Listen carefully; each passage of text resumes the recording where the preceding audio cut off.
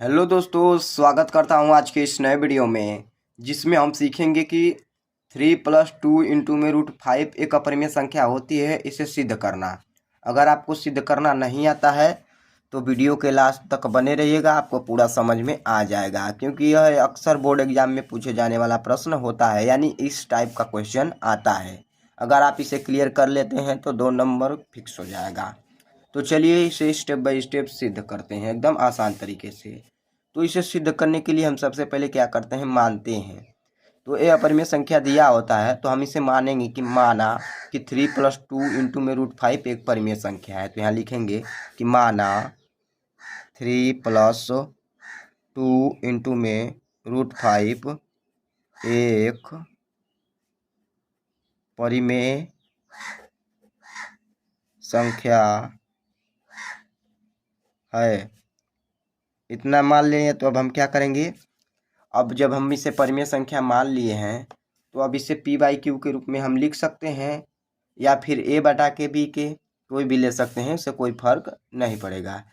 तो अब यहाँ पर हम इसे a/b के बराबर कर देंगे। यहाँ लिखेंगे, क्या लिखेंगे, 3+2 में √5 बराबर a/b। अब बगल में लिखेंगे जहाँ ए और बी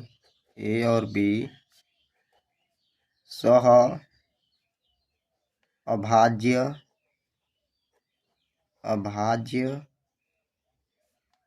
हैं, जहाँ ए और बी सह अभाज्य हैं।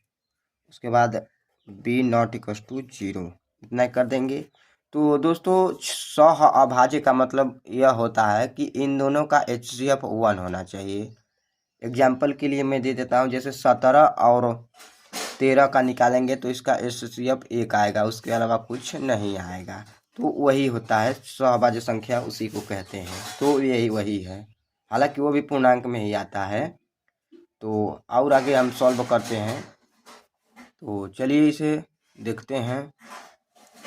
इसे जब इतना हम कर लेंगे तो अब हम क्या करेंगे कि प्लस को 3 को इस साइड भेज देंगे। तो यहाँ लिखेंगे, क्या लिखेंगे, 2√5 बराबर a/b। और उसके बाद ये माइनस का 3 हो जाएगा, इस साइड ले आएंगे तो अब इस टाइप 2 गुना में है, इस साइड आएगा तो भागा में हो जाएगा। तो यहाँ लिखेंगे √5 बराबर a/2b माइनस 3/2। ये हो गया।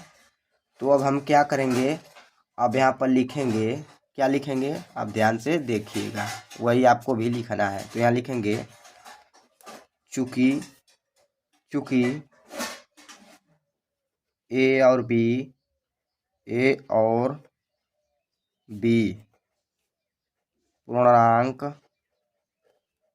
पूर्णांक हैं, और जब पूर्णांक हमने मान लिया तो क्या करेंगे, इसलिए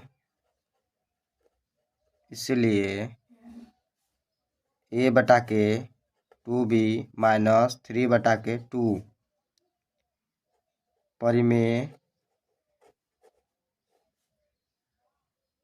परिमेय संख्या है। यहाँ पर लिख दे रहे हैं है।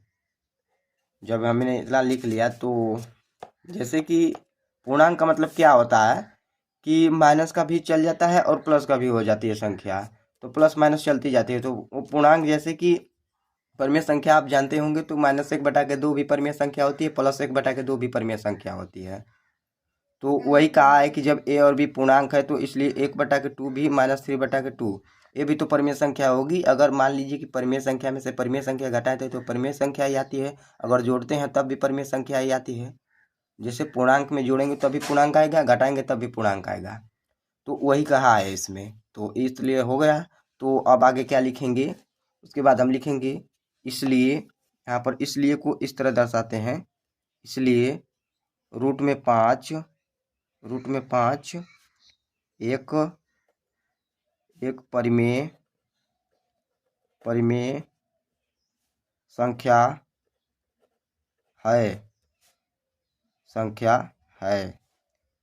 जब इतना हम लिख लेंगे कि इसलिए रूट में 5 एक परिमेय संख्या है, तो लास्ट में लिखेंगे लेकिन रूट में 5 एक अपरिमेय संख्या है।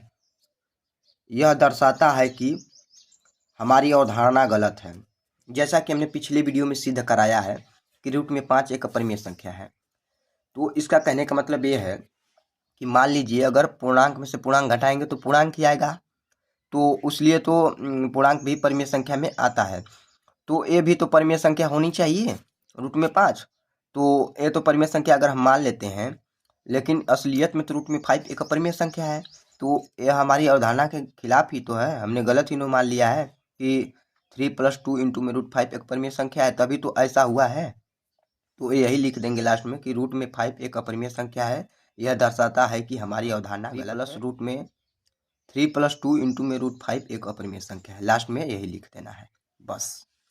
तो उम्मीद करता हूँ कि आप लोगों को समझ में आया होगा। अगर फिर भी कुछ भी डाउट है तो कमेंट बॉक्स में ज़रूर बताइएगा। मिलते हैं नेक्स्ट क्लास में। जय हिंद।